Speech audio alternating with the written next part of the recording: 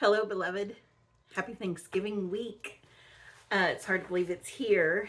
And what are you doing special this week with your family?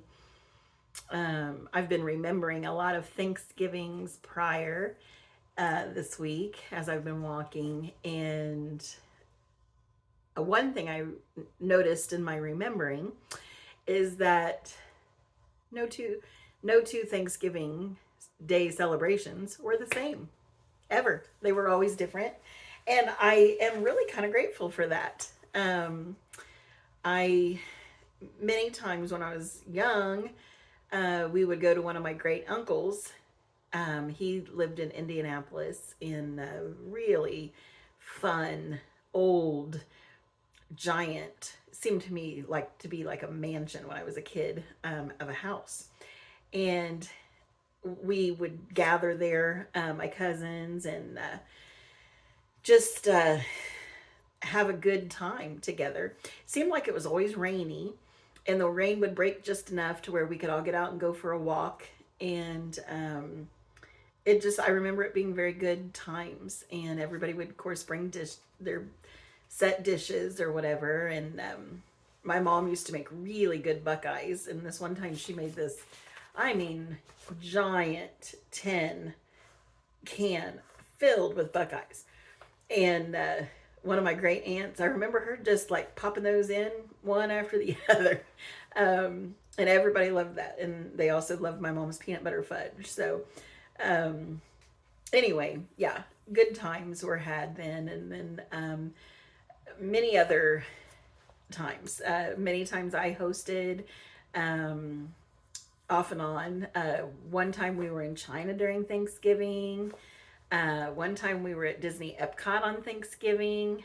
Um, we just had many good, different Thanksgivings, right? But Thanksgiving is about your heart. I mean, yes, we set aside the day, of course, to um, be thankful and actually think of the things we're grateful for, um, having gone through a whole year.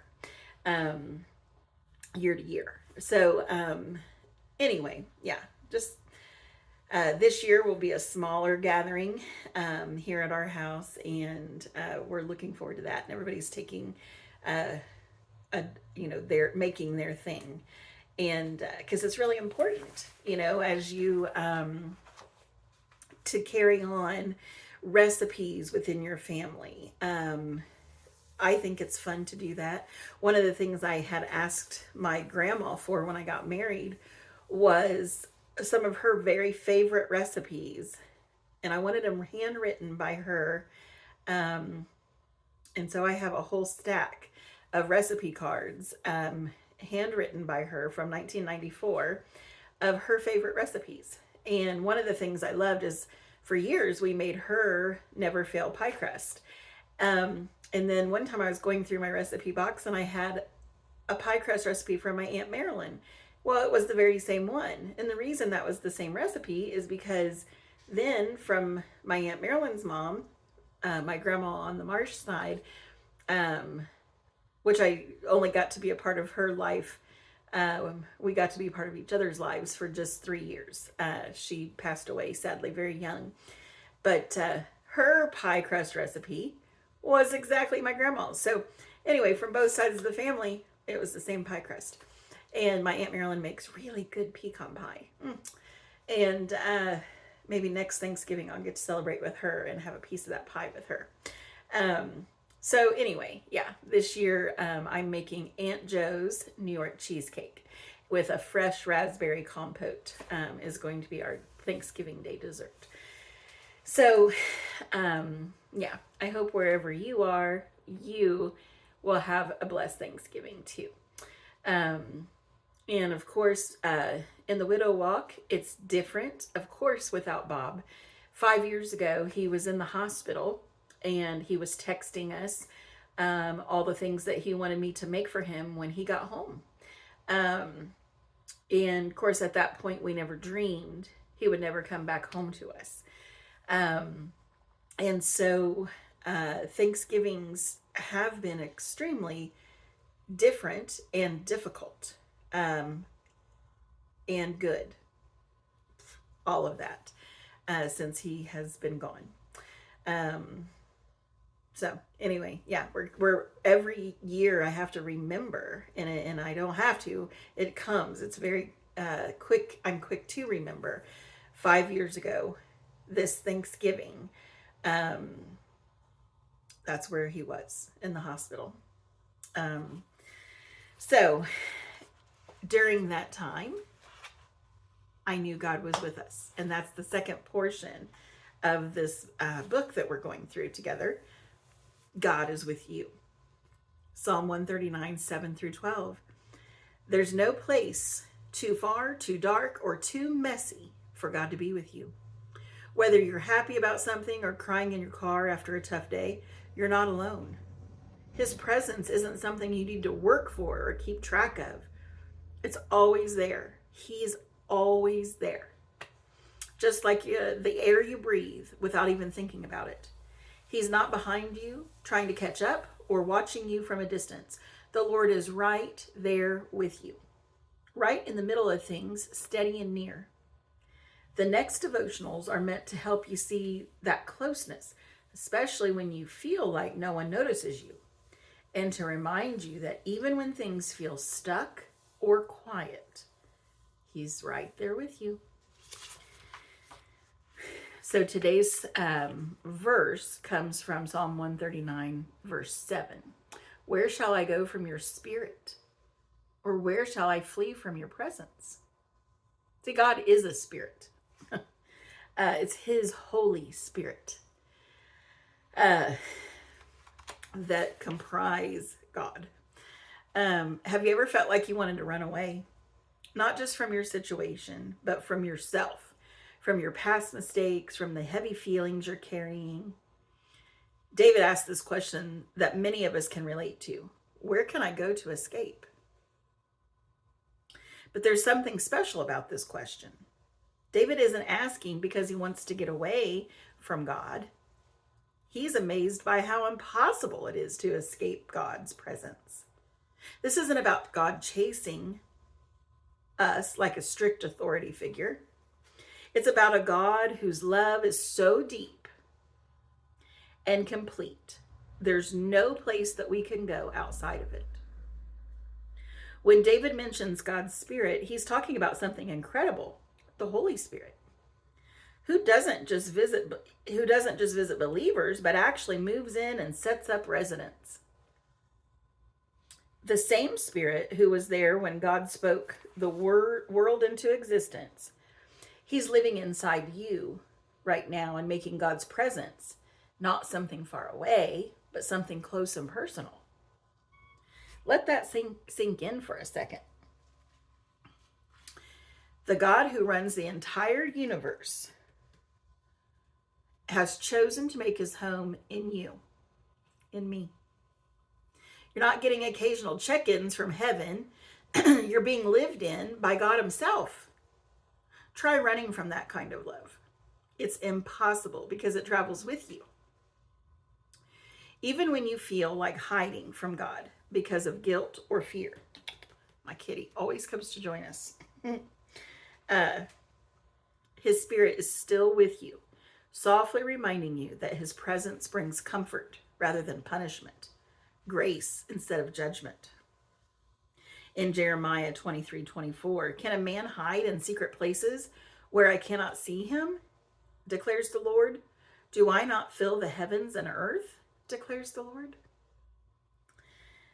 So, have you had a time when you've wanted to pull away from God? Or maybe you didn't really even know He was there. What might shift in your thoughts, words, or actions if you remembered God isn't distant? He's always with you. I have a hard time personally with that one because just from the standpoint of like I have walked with the Lord since I was very young, and so I think I'm grateful for that, and just knowing I've always known he's with me. Now, true enough, let me get this kitty here. Come here, buddy. Come here, buddy. Come here, buddy. He, I,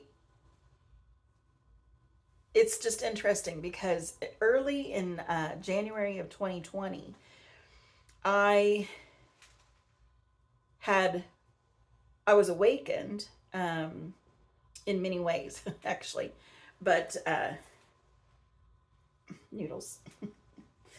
um, I, early in 2020, I think I've shared this before on this channel, I'm not sure, but it's applicable for today because it was a reminder. The Lord Himself was reminding me, I've always been with you. I've been there, I am here, and I will be there for you. And so a few things happened really in early 2020, but one of them was I was going to go to this women's conference, and I just felt so compelled to go. And I really didn't know the lady that was hosting it overly well, but I just really felt like the Holy Spirit was leading me to go to this conference. And the title of the conference was Created to Be. And it was all the way near Columbus, and I was like, oh, I hate to drive. I'm more of a better navigator than a driver. And I had posed the question, I think, at Bible study with some of the ladies I met with weekly. Nobody could go that particular weekend or time. And I was like, well, Lord, I know you want me to go. I'm going to go myself. I'll go if I need to. I mean, I'll go on my own. And I thought, well, I'll just ask this one other friend. Maybe she could go. Well, guess what? She could go. And I was like, oh, good. You know, I don't know much about it, but I think we'll have a great time. And she was like, the only thing is, she goes, I want to drive. She goes, I love to drive. And I was like, yes, even better. So off we went to that conference, and it was just, I can't remember if it was 1 or 2 nights. I don't even remember now, but it was a great time. And to be honest, we all hung out, and in the study that we did was right in the very beginning of the Bible. Well, of Genesis. He just wanted to be held a minute, and now he's fine. So, okay. So yeah, we went to that conference, and that was just confirmation that I was supposed to be there. And the lady that I had gone with, the friend that I went with, I didn't know her overly well either before we went, and we got to be really close friends from that weekend. But I remember coming back, it was Super Bowl weekend. Somebody had said something about some prophet saying something about when the was it the Redskins who was going to win this, the Chiefs, Kansas City Chiefs. I didn't know who she was talking about. I didn't know who that prophet was. I didn't know anything about any of that, but I was like, oh, okay. Anyway, the Chiefs did win that game. They have won since. But I just came back renewed with a renewed spirit from that conference. And I'm so thankful for that. I had already had a personal one before I went to that. And I have shared that, getting my steps in, walking the interior. You know, it's cold in Ohio in January. And I was listening to We the Kingdoms, Dancing on the Waves. And the Holy Spirit's presence just came over me. And as I was walking that day to that song, and furthermore, that song in particular has just become a pillar for 5, almost 6 years now, right? This January will mark 6 years since I started listening to that song. But really, all the songs that particular group put out, it felt like they were just applicable right to me. Every song that they've done, I just love that group, their music and such. So anyway, as a little girl, when I felt like running away from home, sometimes I would be so upset or so mad, and I would pack my bag, and I was going to be either off to my grandma's or off to another close friend's house. But that's what Scripture is telling us. You could have done that. I could have taken off and started walking towards Indiana. I mean, really. But I wouldn't have gotten away from God. If God represents home, you're never going to get away from Him. He's right there. So, in your worst mistakes, your most stupid seasons of life, whether you're walking away, you can do all the stupid stuff you want, but God's right there. Friends, that's something to take comfort in, right? I do. So, anyway, I'll get us off here. I've talked a lot today, a little bit off of what I was planning to, but so the reflection. What moments have stirred your desire to pull away from God? What might shift in your thoughts, words, or actions if you remembered God isn't distant, but He's with you always? And then in what situations do you most need to remember that God's presence goes with you? Well, I certainly needed that more than ever when Bob died. I mean, more than ever. And I can see how He was preparing me, because He knows the end from the beginning. I don't. He knew what was coming.